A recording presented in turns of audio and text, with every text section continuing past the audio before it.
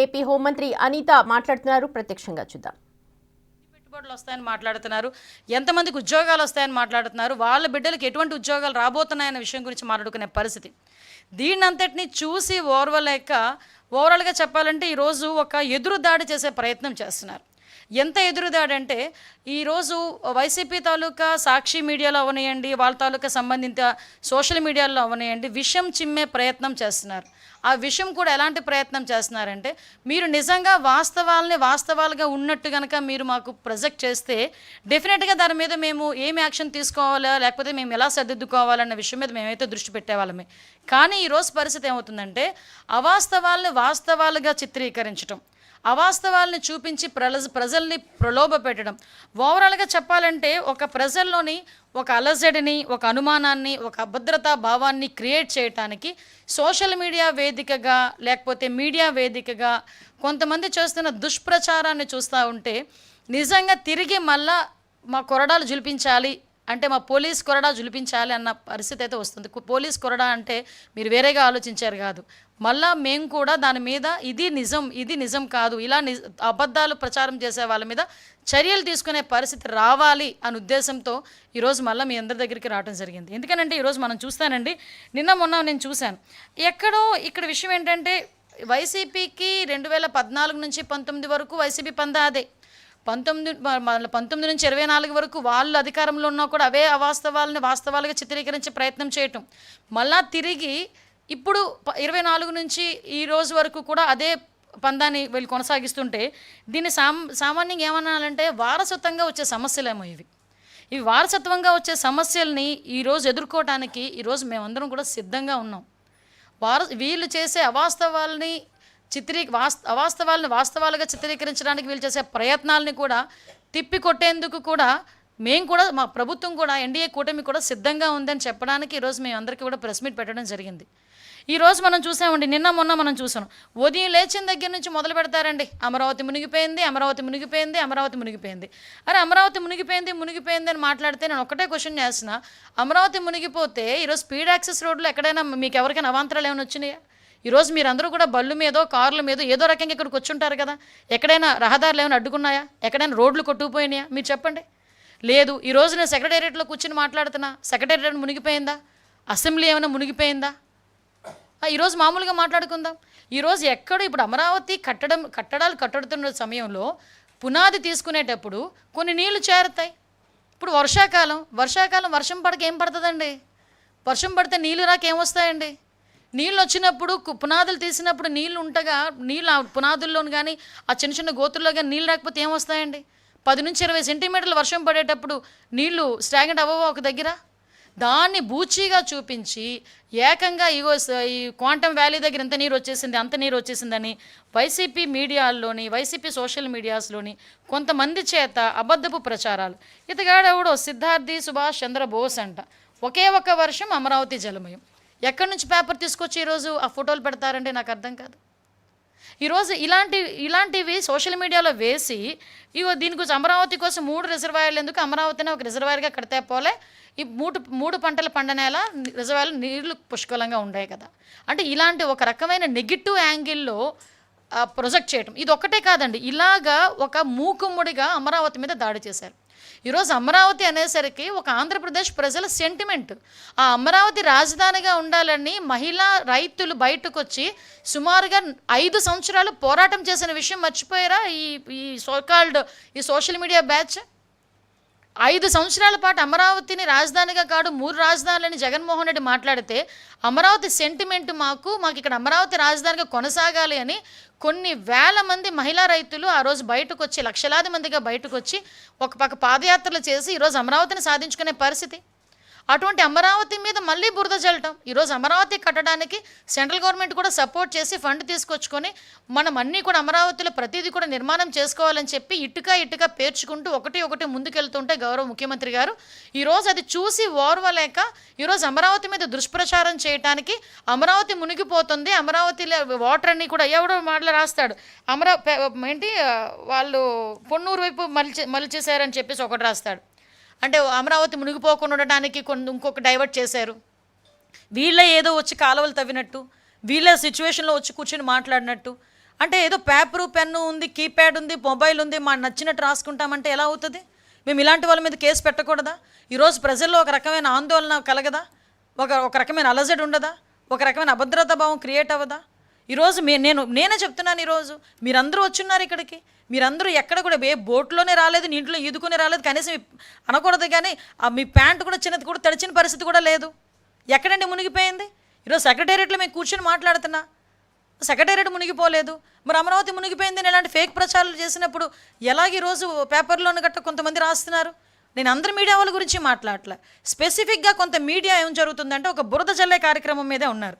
ఈరోజు మనం చూసుకుంటున్నాం, ఈరోజు రాజకీయంగా వాళ్ళు డైరెక్ట్గా దెబ్బతీసేది లేక రాష్ట్రం తాలూకా బ్రాండ్ని దెబ్బతీసే పరిస్థితుల్లో ఈరోజు కనిపిస్తూ ఉంది. మరొకరు రాస్తారు విజయవాడలో విలయతాండవం చేస్తుంది అంటారు. నేనేమో రీసెంట్గా మొన్న ఒక కలెక్టర్ గారికి నాకేదో పేపర్లో ఒక స్క్రోల్ వస్తే గబగబా కలెక్టర్ గారికి ఫోన్ చేశాను. కలెక్టర్ గారు ఏంటంటే అక్కడ వాగు ఏదో కొంచెం పొంగుతుందట అంటే, లిటరల్లీ మీరు నమ్ముతారా, కలెక్టర్ సాక్షాత్తు ఒక సెల్ఫీ వీడియో రిలీజ్ చేశారు, ఎటువంటి భయాందోళనకు గురి కాకండి, అక్కడ ఏమీ జరగట్లేదు అని. మళ్ళీ నెక్స్ట్ డే నేను ఎక్కడ నమ్మనేమోనని అక్కడికి వెళ్ళి ఫోటో తీసి నాకు గూగుల్ మ్యాప్ నుంచి ఫోటో తీసి చూపించిన పరిస్థితి. అంటే ఎంతవరకు ప్రజలను భయాందోళనకు గురి చేయడానికి చేస్తున్నారు. నిన్నగాక మొన్న ఒక మాజీ మంత్రి చేశారు, మీకు గమనించి కామన్ సెన్స్ లేదా? ఎక్కడో జరిగిన రిగ్గింగ్ని తీసుకొచ్చి పులివెందుల్లో రిగ్గింగ్ జరిగిందని చెప్పి సోషల్ మీడియా వేదికగా ట్విట్టర్లో పెడతారు. అంటే మీరు ఎటువంటి మెసేజ్ ఇవ్వాలనుకుంటున్నారు ప్రజలకి? రాజకీయంగా దెబ్బ కొట్టుకుందాం అంటే చాలా సందర్భాలు ఉంటాయి, చాలా వేదికలు ఉంటాయి. అంతే తప్పించి అవాస్తవాలని వాస్తవాలుగా చిత్రీకరించడానికి, ప్రజల్ని భయాందోళన గురి చేయడానికి మీరు పెట్టే పోస్టులు నిజంగా చెప్పాలంటే జాతీయ ద్రోహం కింద, రాజద్రోహం కింద మేము తీసుకోవాలి. ఈరోజు డెఫినెట్గా రాజద్రోహం కింద తీసుకోవాలి. ఆ రోజు మీరు ఏదో రఘురామకృష్ణరాజు గారి మీద పెట్టింది రాజద్రోహం కాదు, ఇది రాజద్రోహం. అంటే ఈరోజు గవర్నమెంట్ని అంటే ప్రజల్ని తప్పుదోవ పట్టించే విధంగా ఈరోజు మళ్ళీ మనం చూసామండి. ఈరోజు అదే వాళ్ళు ఏమన్నారు, అమరావతిని రక్షించడానికి డైవర్ట్ చేసి పొన్నూరును ముంచేశారని ఒకరు రాస్తారు. ఇంకొకరేమో ఎక్కడో ప్రకాశం బ్యారేజ్ గేట్లలో 70 గేట్లలో 69 గేట్లు పనిచేస్తున్నాయి. 69 గేట్లు పనిచేస్తున్నాయి.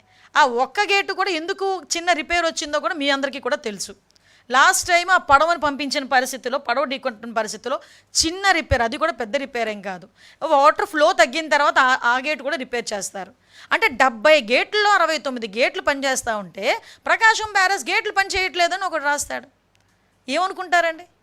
ఆ బుడమేరు మళ్ళీ బుడమేరు వరదలు వచ్చేసి మళ్ళీ విజయవాడలోకి వాటర్ వచ్చేసిందని ఒకటి రాస్తారు. నేను ఎందుకు మాట్లాడుతున్నానంటే ఇప్పటికే ఇలాంటి ప్రచారాల మీద అడ్డుకట్ట వేయాలి. గవర్నమెంట్ మీద ఏదైతే వీళ్ళు దుష్ప్రచారాలు చేస్తున్నారో వీటి మీద ఎట్టి పరిస్థితుల్లోని కూడా మేము అడ్డుకట్ట వేయాల్సిన బాధ్యత ఎన్డీఏ కూటమిగా మా మీద డెఫినెట్గా ఉంది. ఎందుకంటే వీళ్ళకి ఒక నిజంగా చెప్పాలంటే నేను చాలాసార్లు అంటాను, యాంటీ సోషల్ ఎలిమెంట్ అనాలో యాంటీ కాన్స్టిట్యూషనల్ ఎలిమెంట్ అనాలో తెలియదు జగన్మోహన్ రెడ్డిని. ఎందుకంటే నేను చాలా సందర్భాల్లో మేము ఏదో చెప్తా ఉంటే మీరు ఏమనుకుంటారంటే అస్తమానం ఎందుకు అతని గురించి మాట్లాడుతున్నారని మీరు మాట్లాడతారు. అంటే ఒక జాతీయ జెండాకి, ఒక స్వతంత్ర దినోత్సవానికి కూడా వాల్యూ లేకుండా చేసిన వాళ్ళని ఈ రకంగానే మాట్లాడతారు. ఆయన పంద ఇలాగే ఉంటుంది. ఆయన తాలూకా సొంత పేపర్లో ఇలాంటి రోజుకొక ఫేక్ న్యూస్. మొన్న నేనే మీకు చూపించాను. అక్కడ జనాలు లేకపోతే పాత వీడియో తీసుకొచ్చి ఇప్పుడు జనాలని చెప్పి లైవ్ టెలికాస్ట్ చేసే పరిస్థితి కూడా కనిపించింది. ఇవన్నీ ఒక పక్క వీళ్ళు చేస్తూ ఉంటే ఈ రోజుకి కూడా సోషల్ మీడియాలో మళ్ళీ తిరిగి కించపరిచే పోస్టులు పెట్టడం, ఇవన్నీ నేను ఒకటే మాట్లాడుతున్నానండి. ఓవరాల్గా మీకు చెప్పేది ఒకటే, ఈరోజు ప్రభుత్వం గురించి మీకు ఏమైనా వాస్తవాలు ఉన్నాయా? మీకున్న ఆ వాక్ స్వతంత్ర హక్కుని మేము ఎక్కడ కూడా ఇబ్బంది పెట్టాం, కానీ వాస్తవాలుగా మాత్రమే రాయాలి. నిజంగా అక్కడ తప్పు జరిగింది, ఆ వాస్తవాన్ని తీసుకొచ్చి వాస్తవంగా రాయండి. డెఫినెట్గా మేము దాని మీద చర్యలు తీసుకుంటాము, డెఫినెట్గా మేము సరిదిద్దుకోవడానికి ఈరోజు గవర్నమెంట్ సిద్ధంగా ఉంది. మేమెవరూ దేవుళ్ళం కాదు, మేము చిన్న తప్పులు చేయొచ్చు. అటువంటి పరిస్థితుల్లో మీరు నిజంగా వాస్తవాలను చెప్పండి, డెఫినెట్గా మేము చేసే పరిస్థితి కూడా మేము ఇలాగే మాట్లాడతాం.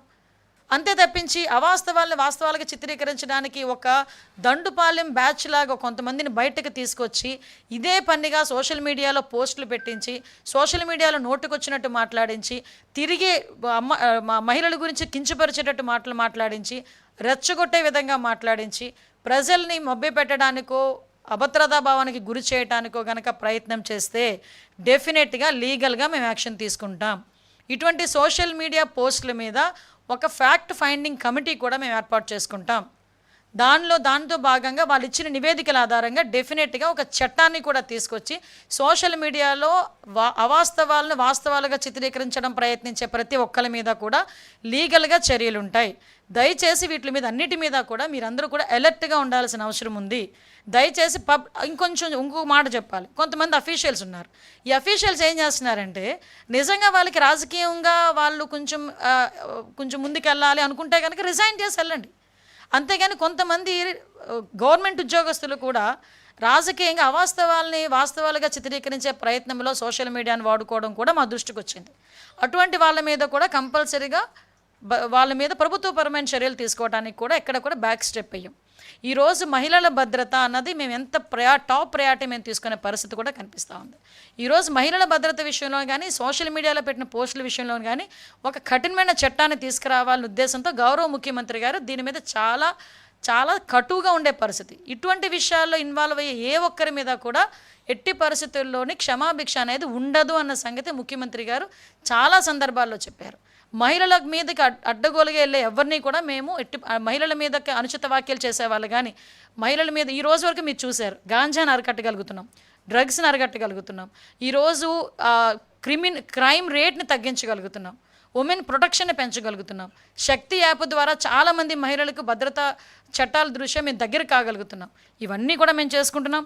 ఒకటే మీ అందరికీ తెలియజెప్తున్నాం, మళ్ళీ ఇలాంటి పరిస్థితులు వస్తాయి కనుక డెఫినెట్గా మేము కఠినమైన చట్టపరమైన చర్యలు కూడా తీసుకుంటాం.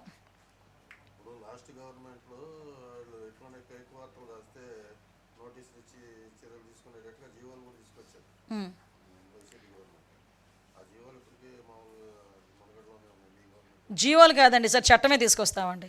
జీవోని అయితే ఈరోజు మీరు ఉంచొచ్చు, రేపు మేము వేరే వాళ్ళు వచ్చిన తర్వాత జీవో క్యాన్సిల్ చేయొచ్చు. సో జీవోలు కాదండి, చట్టాన్నే తీసుకొస్తున్నాం. చట్టం తీసుకురావడానికి కూడా మేము రెడీగా ఉన్నాం.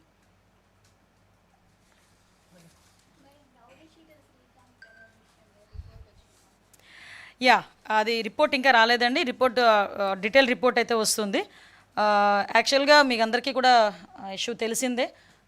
పెరోల్ విషయం కూడా మీ అందరూ కూడా చాలా ఒక్కొక్కరు అంటే మ్యాక్సిమం మీరు ఇన్వెస్టిగేషన్ మీరు చేశారు దాని మీద. నేను దాన్ని ఎప్పుడు కూడా తప్పు పట్టట్లే. బట్ మీకేమైనా క్వశ్చన్స్ ఉన్నాయా దాని మీద? సార్ ఒకటి మీకు ఒక విషయం చెప్పనా, ఎవరి దగ్గరికైనా ప్రజాప్రతినిధుల దగ్గర అనేసరికి ఎవరికైనా ఏదైనా అవకాశాలు కావాల్సి వచ్చినప్పుడు వస్తారు. వచ్చినప్పుడు కొన్ని సందర్భాల్లో ఓవర్ లుక్లో కొంతమంది ముందుకెళ్తారు, కొంతమంది వాట్ ఎవర్ ఇట్ వాళ్ళకున్న పరిచయాలు బేస్ చేసుకుని కొంతమంది ముందుకెళ్ళచ్చు. కానీ ఒకటేంటంటే ఇందులో ఎవరు ఏది జరిగినా కూడా పెరోల్ ఇచ్చిన తర్వాత వితిన్ 1 వీక్లో అతను ఒక నెటోరియస్ క్యాండిడేట్, అతనికి పెరోల్ ఇవ్వటం అనేది మంచి పద్ధతి కాదు అన్న సంగతి తెలిసిన తర్వాత ఇమీడియట్గా మేము ఆ పెరోల్ క్యాన్సిల్ చేసి మళ్ళీ తిరిగి అతన్ని జైలుకి పంపించడం జరిగింది.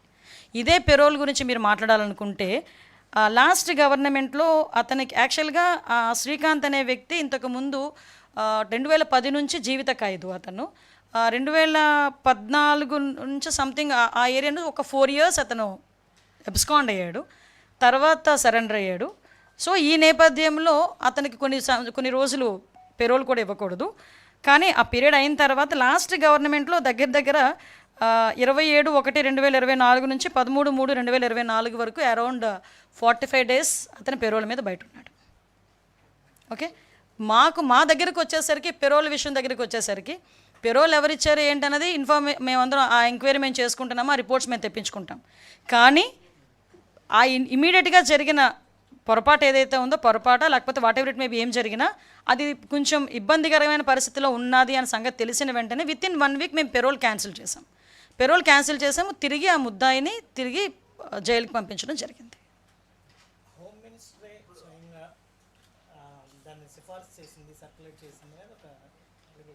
ఎవరున్నారు? నేనేమంటానంటే ఇప్పుడు దయచేసి అందరూ కూడా నాకు సోదరులు లాంటి వాళ్ళే. పెరోల్ ఎలా వచ్చింది ఏమొచ్చిందన్న పోస్ట్ మార్టం కన్నా ఆ వెనకాతల జరుగుతున్న సిచ్యువేషన్ గురించి పోస్ట్ మార్టం చేసుంటే మీకు బాగుండేది, నాకు బాగుండేది.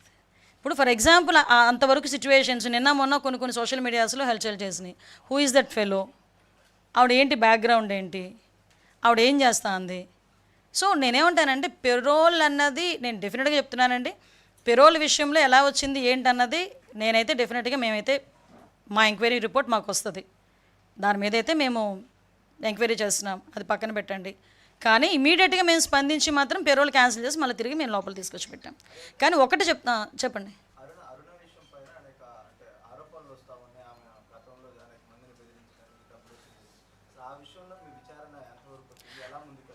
యాక్చువల్గా ఇక్కడ ఒక మాట చెప్పాలండి.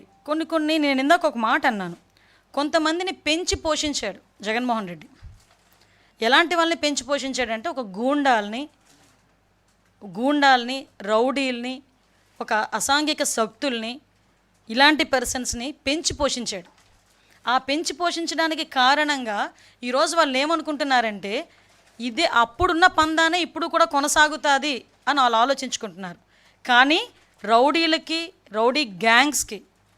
గ్యాంగులకు కూడా చెప్తున్నా, అసాంఘిక శక్తులకి, రౌడీలకి,